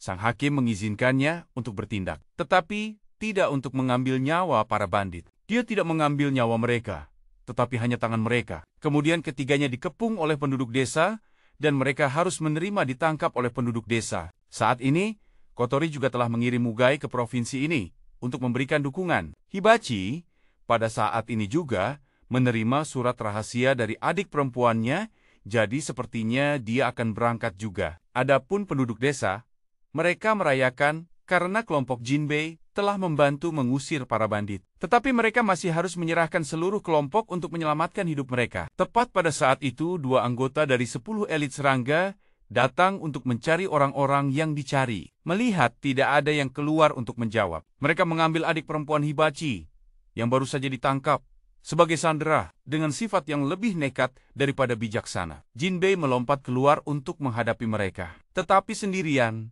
dia hanya berhasil menyelamatkan gadis kecil itu, dan dikeroyok oleh keduanya. Satu menyerangnya dari depan, sementara yang lain menggigitnya dari belakang, mengakibatkan Jinbei ditindih oleh ulat sutra ini. Yang lain ingin menghukum penduduk desa karena berani bersekongkol dengan penjahat yang dicari. Tetapi Uke Tadasuke keluar untuk memanggil Jinbei agar terus bertarung, karena sekarang dia akan bergabung dengannya. Dia perlahan mengangkat ulat sutra ini, dan keduanya memutuskan untuk berpisah untuk bertarung. Jinbei akan menangani ulat sutra, sementara dia akan berurusan dengan capung ini. Ulat sutra itu masih berniat mengincar kepala desa dan adik perempuan Hibachi. Jadi dia berlari keluar untuk menahan dan mendorongnya menjauh. Ketika capung itu mencoba menggigitnya secara diam-diam, Uke Tadasuke ada di belakang untuk mendukungnya. Dia menyadari bahwa berkoordinasi dengan Jinbei sulit, jadi dia menyuruhnya melakukan apapun yang dia suka, sementara dia akan mendukungnya. Dia kemudian dengan rapi memangkas capung ini. Adapun ulat sutra, Jinbei menggunakan gerakan penghancur yang membuat cangkangnya sekarang menjadi titik lemah yang fatal. Penduduk desa kemudian berterima kasih kepada keduanya. Kepala desa sekarang ingin bertanya mengapa kelompok Jinbei datang ke sini. Penguasa sekarang berada di bawah sumur, dan dia bertekad untuk tidak membiarkan manusia serangga tahu tentang tempat ini. Selama waktu itu, kapal yang dipesan Sanada kepada penguasa untuk dibuat untuknya hampir selesai. Manusia serangga datang untuk memeriksa, membuat para pekerja ketakutan. Mereka tidak tahu mengapa kedua orang itu belum kembali. Tetapi mereka masih berpikir, kedua orang itu tidak akan kalah dari manusia. Keesokan harinya, Jinbei tidak sengaja bertemu lagi dengan Hibachi di depan rumah tuan tanah setempat. Setelah momen pengakuan yang canggung, Hibachi mengatakan alasan dia datang adalah untuk mendukung kelompok Jinbei. Bertemu dengan sang hakim lagi, Hibachi mencoba mengungkapkan identitas aslinya. Tetapi dia mengoreksi dirinya sendiri dengan mengatakan bahwa dia hanyalah seorang pelayan. Hibachi dengan enggan menyetujuinya, masuk ke dalam untuk bertemu dengan Tuan Tanah. Tuan Tanah feodal bertanya apakah dia bersedia mempertaruhkan nyawanya untuk mereka. Tuan Tanah ini berpikir sejenak dan memutuskan untuk membantu mereka. Dia kemudian menyusun rencana yang hanya akan berlangsung selama 3 hari. Manusia serangga juga mulai membunuh orang karena mereka tidak dapat menemukan Jinbei dan yang lainnya. Jinbei kemudian bertemu kembali dengan Shungiku dan Tenma. Mugai tiba tepat setelahnya dan menyuruh Jinbei untuk pergi bersamanya sebentar. Malam itu sang hakim bertanya pada Hibachi bagaimana perasaannya tentang Jinbei. Meskipun dia masih menempatkan Mugai di urutan pertama, dia masih melihat banyak poin bagus dalam diri Jinbei. Adapun Mugai, dia telah bertanya pada Jinbei apakah dia tahu tujuan sang hakim membawa mereka semua ke sini. Tetapi ketika dia menyadari Jinbei masih tidak tahu wajah asli sang hakim, dia berbalik. Jinbei kemudian pergi menemui sang hakim lagi, dan mereka berdua pergi bersama untuk mengobrol. Jinbei memberitahunya tentang tim patroli, dan sang hakim sangat menikmati mendengar ceritanya. Dia memperhatikan bahwa Jinbei masih menyimpan lonceng dari saat mereka pertama kali bertemu. Keduanya duduk dengan romantis untuk sementara waktu, sampai mereka diganggu oleh 3 lainnya. Jadi mereka kembali ke penginapan. Beberapa hari kemudian kapal selesai. Jadi rencana Tuan Tanah Feodal akan segera dimulai. Semua orang akan dibagi menjadi 3 kelompok. Kelompok sang hakim terdiri dari dirinya sendiri, Tuan Tanah, dan Mugai. Kelompok penduduk desa termasuk seluruh desa dan adik perempuan Hibachi. Kelompok terakhir adalah seluruh tim penegak hukum, kecuali Mugai. Malam itu, di pihak penguasa, dia ingin Sanada segera pergi setelah menyerahkan kapal. Tetapi, dia belum menangkap para penyusup. Jadi dia akan membunuh semua orang sebagai hukuman. Sang penguasa tahu tidak ada cara lain. Jadi dia telah menyiapkan semua pasukannya untuk melawan. Tetapi pasukannya semua telah dibantai, sehingga dia menganggap semua harapan hilang. Keesokan paginya, orang-orang dikumpulkan di satu tempat agar serangga bersiap untuk berpesta. Tetapi tim penegak hukum muncul dan menangani mereka. Uke Tadasuke juga muncul tepat setelahnya dan menyatakan tantangan kepada Sanada. Dia memberinya hak untuk menetapkan aturan. Tetapi Sanada tidak peduli, karena serangganya akan melahap semua orang. Jinbei menyarankan bahwa dia pengecut dan lebih baik lari. Menyentuh harga dirinya, membuatnya menerima tantangan. Dia kemudian menetapkan aturan bahwa jika mereka ingin melawannya, mereka harus terlebih dahulu mengalahkan bawahannya. Sanada menggunakan gunung itu sebagai lonceng awal. Tetapi semua orang bisa melihat bahwa dia hanya mencoba memamerkan kekuatannya sendiri. Kelompok itu kemudian pergi untuk membahas rencana sekali lagi. Kelompok sang hakim akan pergi ke sumur, tempat kekuatannya bisa dipulihkan. Kelompok penduduk desa harus mencoba memimpin rakyat. Tim penegak hukum akan mencoba mengulur waktu agar kelompok sang hakim bisa memulihkan kekuatan mereka. Pertempuran tim penegak hukum kemudian dimulai. Seluruh kelompok terperangkap dalam penghalang dan Jinbei secara tidak sengaja terpisah dari kelompok. Dia ditangkap oleh Nezu dan ditarik ke bawah air. Karena dia adalah serangga air, ini adalah lingkungan yang menguntungkan baginya. Jinbei tidak bisa bergerak dengan baik di bawah air, jadi dia sengaja membiarkan dirinya terpojok sebelum melakukan serangan balik. Kelompok Hibachi juga bertemu dengan pemimpin kelompok manusia serangga. Orang ini adalah jangkrik.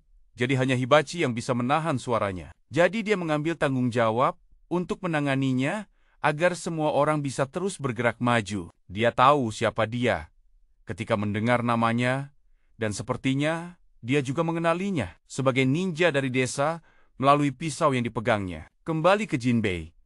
Dia memukul begitu keras hingga semua air terciprat ke atas, sehingga lawannya harus menggunakan kartu trufnya untuk berganti kulit. Dia berganti kulit menjadi manusia dan tahu dia akan dihukum karena mengungkapkan identitasnya, tetapi memutuskan dia akan menyeret Jinbei bersamanya. Pria ini menjadi jauh lebih cepat dan bisa menggunakan teknik air yang benar-benar mengalahkan Jinbei. Tetapi tepat saat dia akan dikalahkan, Jinbei teringat ajaran ayahnya tentang teknik pusaran lahar dari waktu itu, bahwa Jinbei harus memahami aliran teknik musuh untuk menggunakannya sebagai alat untuk melakukan serangan balik. Karena segalanya memiliki alirannya sendiri, Jinbei bangkit dan mengubah arah aliran air untuk mengarah pada orang itu, lalu mengikuti aliran air itu untuk terbang dan menghabisinya. Untuk mengakhiri pertempuran, meskipun dikalahkan, orang itu juga memperingatkan Jinbei untuk tidak terlalu sombong, karena ada banyak yang lebih kuat darinya. Dia memberitahunya nama-nama 3 yang terkuat. Jinbei juga menyatakan kekagumannya padanya dan kemudian pergi mencari yang lain. Dia bertemu lagi dengan Hibachi. Dia terperangkap dalam sangkar oleh si jangkrik. Jadi Jinbei bergegas menyerangnya. Tetapi Hibachi menahan serangan itu.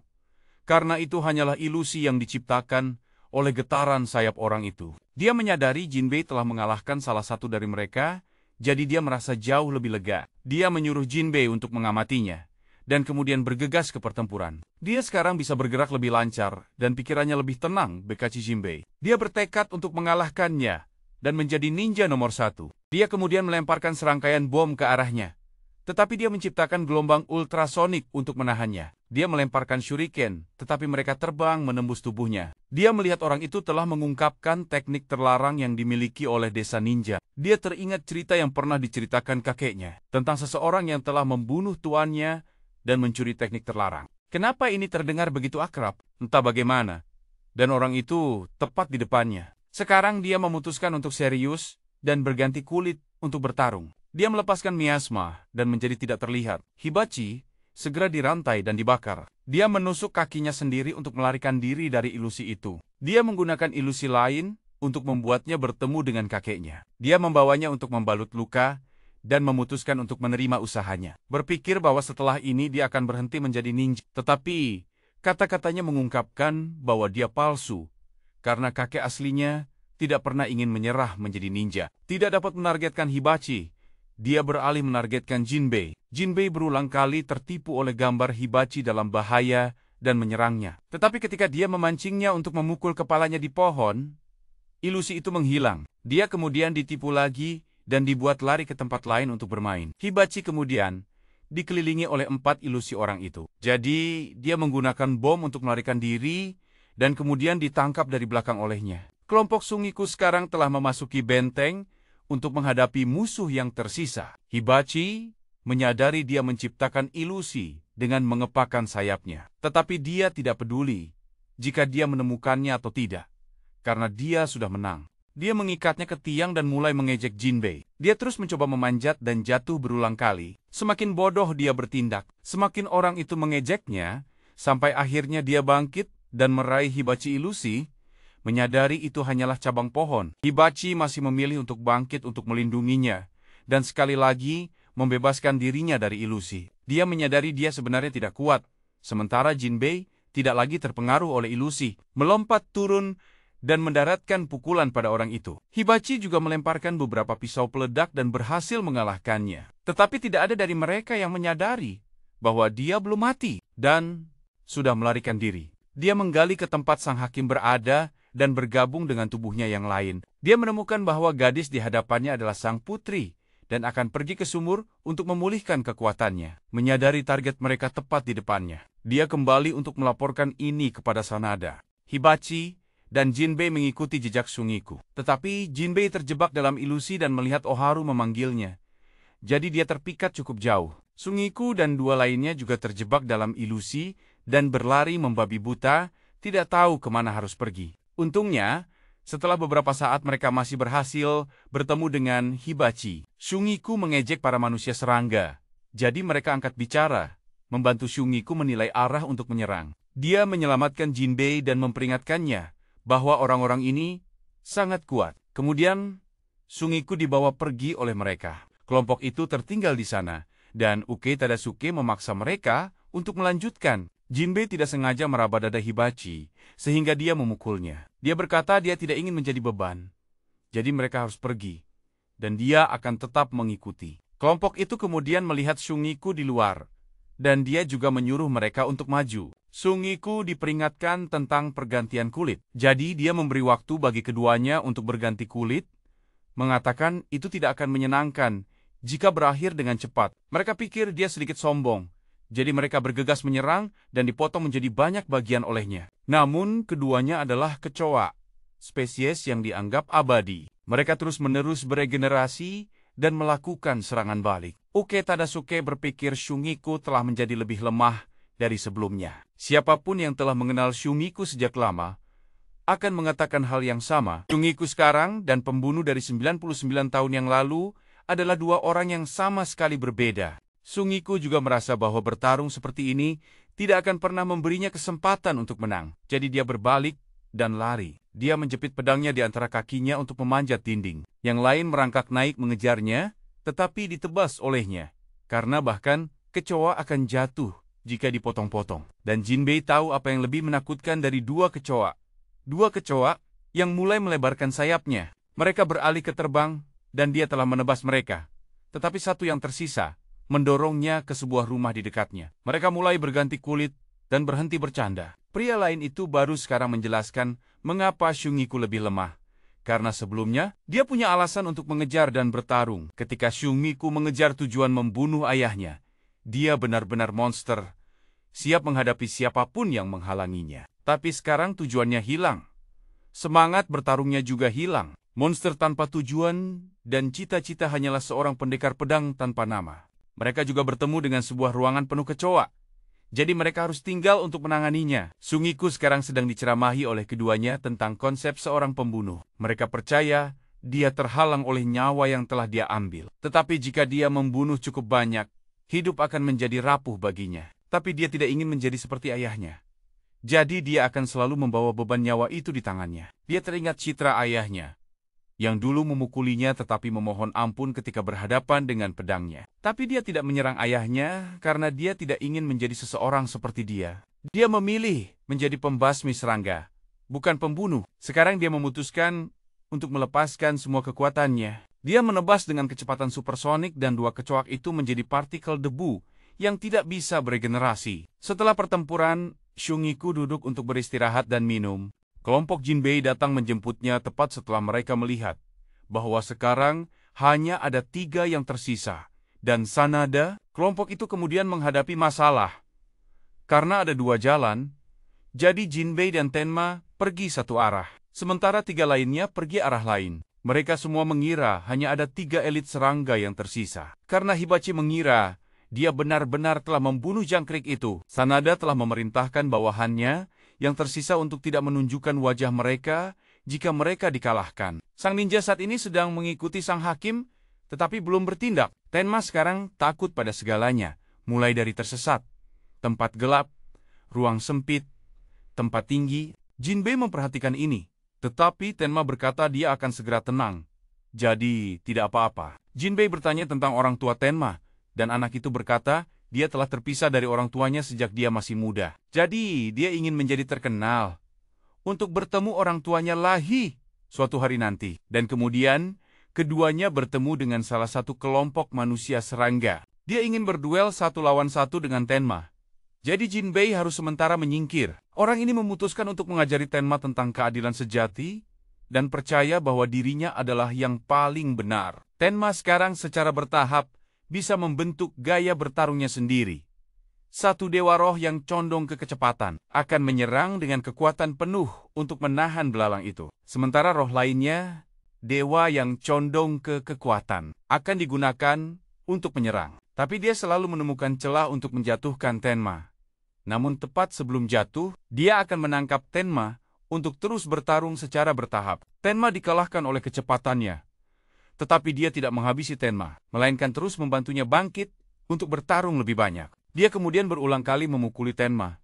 Bahkan ketika Jinbei ingin campur tangan, dia juga dipukul. Dia ingin Tenma berhenti, bergantung pada boneka kertas atau teman agar dia bisa bertemu keluarganya lagi dan menjadi benar-benar benar. Kelompok Hibachi mendengar teriakan Tenma, tetapi Uke Tadasuke ingin mereka melanjutkan. Tenma terus dipukuli berulang kali. Akhirnya, dia ingin Tenma mengatakan bahwa dialah kebenaran sejati. Jika demikian, dia akan memberikan anak itu kematian yang lembut. Tenma hendak mengatakannya, tetapi Jinbei membantunya mengingat betapa kerasnya dia telah mencoba mencari orang tuanya. Tenma mengingat kembali kenangan dan mulai meledak dengan kekuatan. Bangau kertas mulai berubah menjadi pesawat kertas dan Tenma membuat boneka-boneka itu menyatu. Orang lain juga mulai berganti kulit, tetapi sebelum dia selesai, Tenma menjatuhkannya dari bumi. Tenma kemudian pingsan dan digendong oleh Jinbei.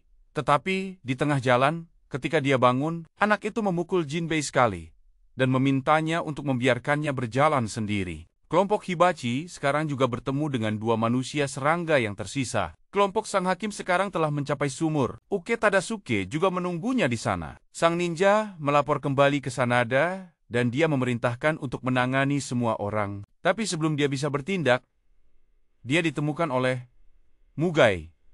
Dia telah mengenalinya sejak awal, tetapi baru bertindak sekarang, karena dia ingin memastikan Sang Hakim tiba dengan selamat. Di sisi lain, Jinbei juga telah tiba untuk mendukung tim penegak hukum. Orang lain ingin semua orang tidak bertarung sembarangan, tetapi membuat rencana terlebih dahulu. Mugai telah menarik ninja itu keluar. Dia bertanya-tanya, mengapa seorang pemburu serangga seperti Mugai akan bergabung dengan Sang Hakim? Mugai tidak mengatakan, tetapi kita masih bisa melihat kilas balik ketika dia menerima misi untuk membunuh Sang Hakim bertahun-tahun yang lalu. Tetapi ketika dia tiba, Sang Hakim tidak melawan sama sekali dan tetap diam untuk dieksekusi. Tetapi Mugai melihat bahwa dia juga seperti dia, tidak dicintai oleh siapapun dan tidak mencintai siapapun. Hanya ada kesepian dan mengikuti perintah yang diberikan. Dan malam itu dia bergabung dengan tim penegak hukum dengan tujuan membasmi serangga. Mugai dan ninja itu bertarung dan secara tidak sengaja terbang ke kelompok Jinbei. Mengetahui Sang Hakim tidak memiliki siapapun di dekatnya untuk melindunginya, Jinbei dan Uke Tadasuke memutuskan untuk pergi dan meninggalkan tempat ini untuk semua orang. Ketika dua lainnya tidak mengizinkan, Hibachi melemparkan layar asap agar keduanya bisa pergi. Jinbei curiga Sanada ada di lantai atas, jadi dia meminta yang lain untuk pergi ke Sang Hakim, sementara dia akan menantang Sanada untuk setidaknya mengulur waktu. Sang Hakim sekarang telah membuka sumur. Uke Tadasuke mengingatkannya tentang ritual, bahwa dia harus menanggung masa lalu yang menyakitkan lagi. Tetapi dia siap menerima dan menyuruhnya untuk melanjutkan. Sebuah pilar cahaya bersinar. Uke Tadasuke menyadari sumur telah terbuka. Jadi dia mengajukan diri untuk bertukar posisi dengan Jinbei dan membiarkannya pergi ke Sang Hakim. Melihat Jinbei berlari ke Sang Hakim, Mugai memutuskan untuk menahan orang ini di sini dan menyerahkannya padanya. Uke Tadasuke telah naik untuk menghadapi Sanada. Dia mengizinkan penguasa untuk menyerang lebih dulu. Jika tidak, dia akan bergerak ke arahnya. Dia dengan tegas melancarkan serangan.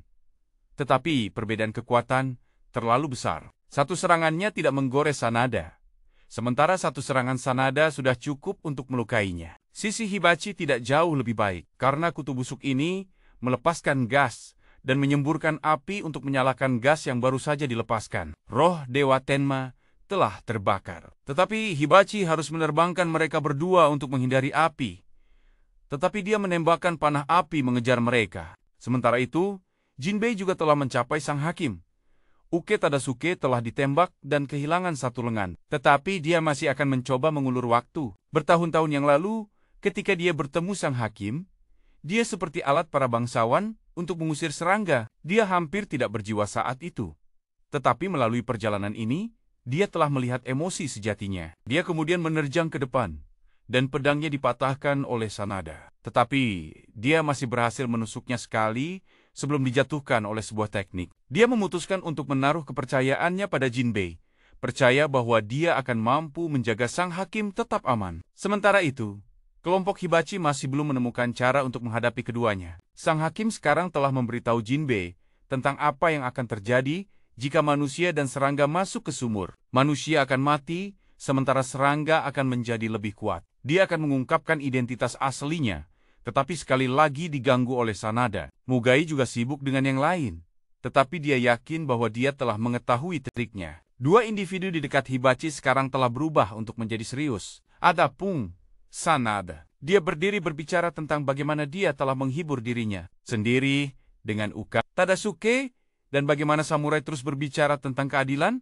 sementara tidak mampu melindungi siapapun. Jinbei marah, menyerangnya tetapi terlempar. Sanada berlutut, memanggil Sang Hakim Putri, dan ingin membawanya untuk bertemu tuannya, tetapi dia menolak. Jadi dia berniat memaksanya. Jinbei telah kembali, dan menggunakan semua tekniknya untuk mengulur waktu, agar Sang Hakim bisa masuk ke dalam sumur. Dia menjatuhkan Sanada, dan bergegas untuk melancarkan serangan pukulan. Sang Hakim telah memasuki sumur, dan teringat akan masa lalunya yang menyakitkan. Sanada, meskipun menerima dua pukulan, tidak menunjukkan tanda-tanda terpengaruh, membuat Jinbei mengira dia telah mengalahkannya. Mugai sekarang telah mengetahui trik di balik ilusi dan dengan mudah menusuk yang lain. Dia mengambil kesempatan untuk menyerap kekuatannya dan kembali ke sumur. Sanada sekarang telah bangkit dan menyerang Lahi.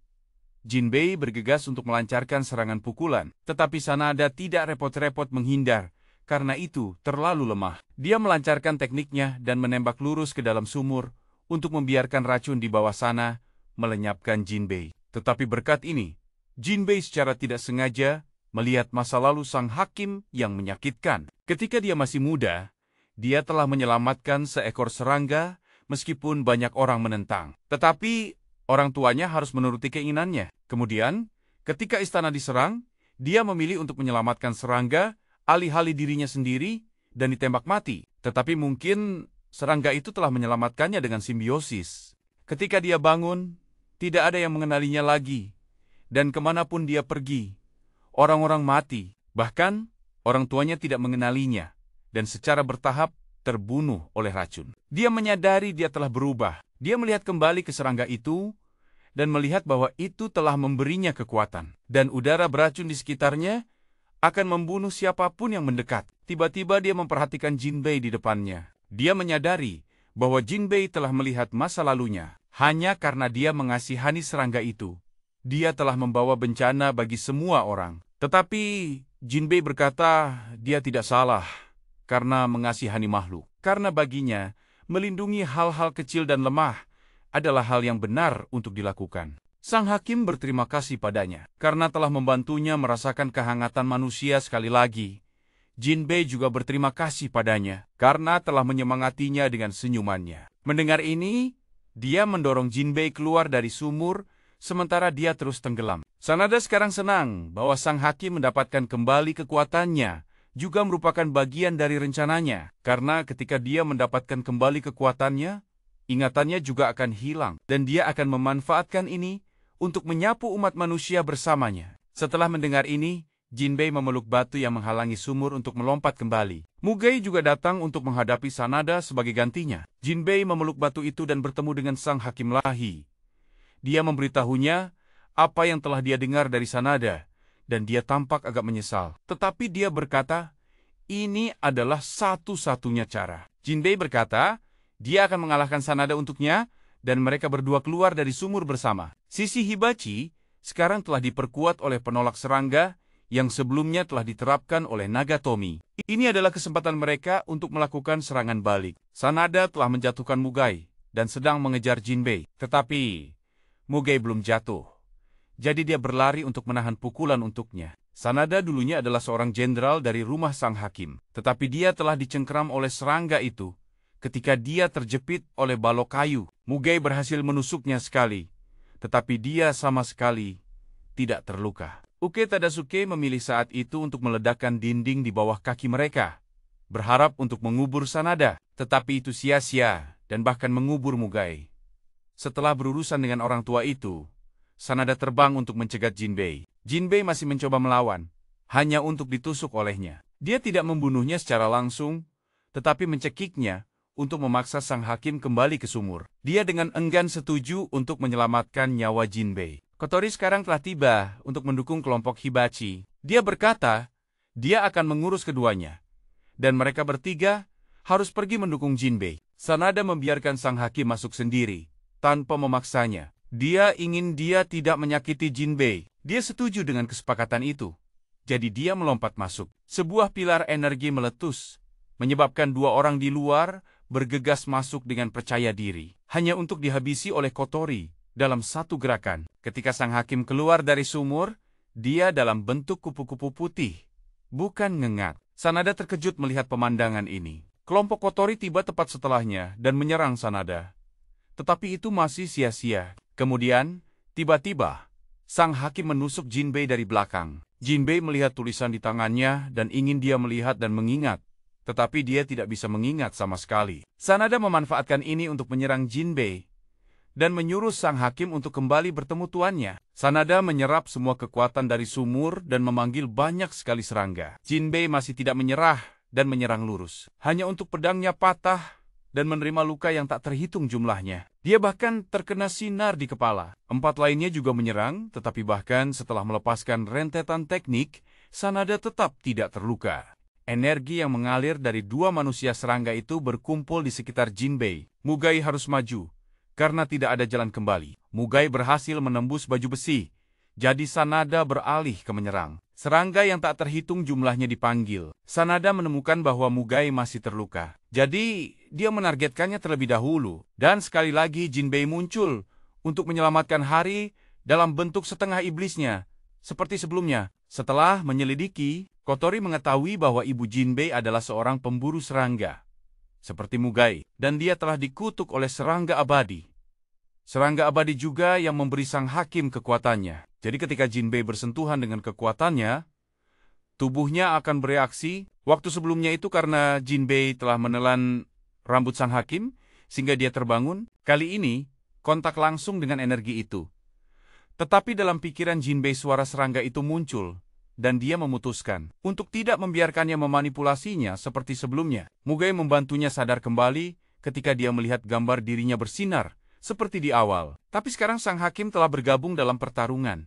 Jadi Jinbei meminta untuk melawannya. Sementara yang lain berjuang dengan Sanada, Jinbei mencoba mendekati sang hakim dan menyerap semua racun yang dia keluarkan. Dia berhasil meraih tangannya, membantunya merasakan kehangatan itu lagi. Dan secara bertahap, ingatannya kembali dan dia mengingat semuanya. Namun, Jinbei juga pingsan karena menghirup terlalu banyak racun. Sang hakim kembali ke pihak yang benar dan membantu melawan Sanada. Dia masih sendirian menghadapi seluruh kelompok dan dia berpikir bahwa jika dia membunuh, Jinbei seluruh kelompok akan kehilangan semangat juang mereka. Tetapi tepat saat dia menembakkan sinar ke bawah, Jinbei bangun dan menyerang Sanada. Cukup, dia memuji ketahanannya, karena bisa bertarung dengan baik, meskipun diracuni. Tetapi hanya satu kesalahan, dan seluruh area ini akan menjadi debu. Yang lain berurusan dengan serangga di bawah, sementara meninggalkan Jinbei sendirian dengan Sanada.